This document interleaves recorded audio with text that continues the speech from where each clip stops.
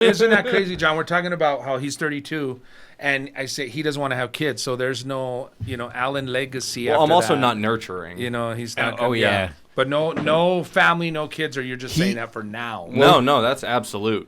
Wow, for life ever. Yeah, no. He doesn't even say bless you when you sneeze, so I Yeah. don't think he's Bastard. the greatest. You selfish bastard! I think the You kid, narcissistic fuck! Exactly.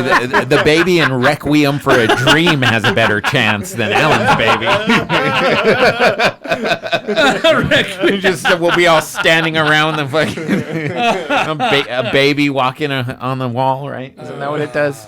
Walks on the wall, turns It's good head times, around. bro. Good times. I like talking to new people and listen to their whole thoughts of what. Like I said, okay, so now that was movie. What about album? Now, real quick, I'm gonna have to go back to two of these movies.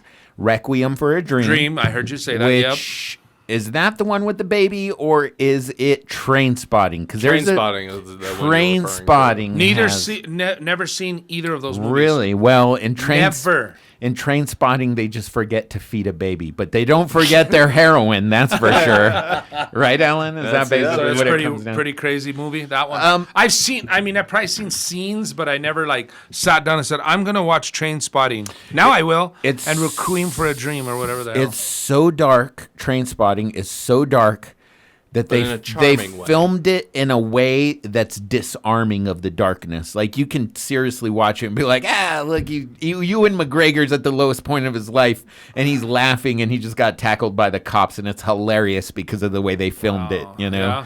But then you have Requiem for a Dream. Requiem for, I don't even know what the fuck that means. What is Requiem? We got to look Alan, that up. Requiem is a type of music, type of classical music. A requiem is like it's like a funeral song. Oh, okay. A requiem like an organ? Yeah, it's like a funeral song, yeah. Requiem. And as a, so the music person, I like Requiem. The orchestra will now perform a Requiem. What? For a dream. You're like, what the fuck and is in that movie, dude, and as you get older, I'll tell you this, I'm guilty of this. Did I spell that fucking right? Spell it, or what is that? What the shit does that mean? I mean, I probably remembered that, not now, but what is the description of that, it's a mass for a deceased person, a musical composition for a mass. Oh, yeah, that's a Requiem. Now we shall perform the Requiem for John Quayle. And didn't Mozart write his own Requiem song for himself as he was dying? As he was dying? Really? Yeah, he was finishing Oh, yeah, you're right. Yeah. He's like, remember the movie? He's fucking dying. Well, he's like, Salieri's like, more, faster, come on, keep I'm gonna doing take it. all the credit. Yeah, he was dying when he was doing, they show him, that's crazy, the movie. But so, what was that about, the Requiem for a Dream? It's a dark heroin movie. So it's like you have Trainspotting, which is so dark, but it's filmed in a way that it's not as dark. It disarms you, and you can kind of process the horrible shit that happens. Like, there's a baby that dies in the crib because they forget to feed it. And Requiem for a Dream's more just traumatizing. Yeah, Requiem for a Dream is like people having heroin delusions and withdrawal delusions. And Marlon Wayans, this is one of Marlon Wayans' fucking greatest performances. Marlon Wayans, comic actor, one of the Wayans brothers. We grew up with the Wayans brothers watching all that shit.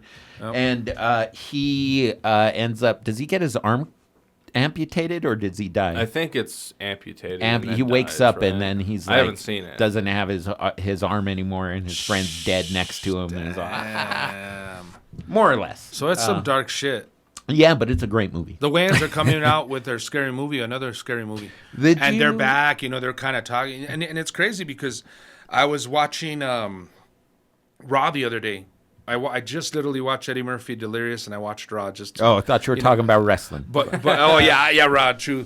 But then it said writers Keenan Ivory Wayans wrote with Eddie, and I was like, wow, that's so cool. They were they were friends, and he helped him with Raw, and I was like, holy Hollywood shit. Shuffle. Yes. So you think who was the dude from Hollywood Shuffle?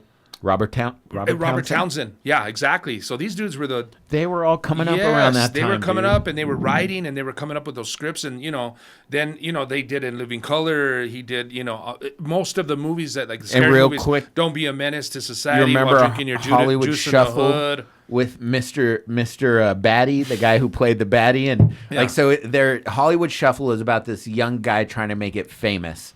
And it kind of plays on the tropes of Hollywood. Yep. Like they have a bunch of different things that you get if like you've tried to make it in the business, or, like inside things. But also it talks about this just the tropes in general in entertainment. And so there's this part. Yeah. There's Hollywood this Shuffle. part. There's Robert Townsend. This dude is Keenan Ivory. Yeah, Keenan Ivory Wayans, dude. He was the oldest brother, so he was. Then you had Damon. And then you had Marlon, and then you had, and even the sister. There was even sisters. Yeah. So in this movie, they work at Winky Dinky Dog, and I forgot that shit. I would definitely say I recommend to watch this because it still holds up. Dog. Yeah, and there's this part where they have this like famous black actor who's like made it big, and they're all impressed and like in awe of him. And he walks up, and they're like, "Wow, you're such an inspiration to our community." And he's like, And they're like, well, at least you don't do drugs. And his handlers come up and they're like, don't mention drugs, especially not coca freebase unless he got some. And they're like, oh, okay. Dude, you know what's one of my favorites from Keenan, bro, is I'm Gonna Get You, Sucker. That's a great dude, movie. when he's like, he goes, man, the people need you, man. And he goes, the people need me? It was the people that said I was too violent, a bad influence for the kids, so fuck the people. And he's like, I'm retired now. He like everything he said that he was acting like. Is that the guy who stacks himself with all that fucking? He OG'd, dude. He overgolded. And then he falls down. He OGs instead of ODs. He OGs. He goes, man, how did he go to the bathroom with all this shit on? He was like overgolded, but she goes, he's dead.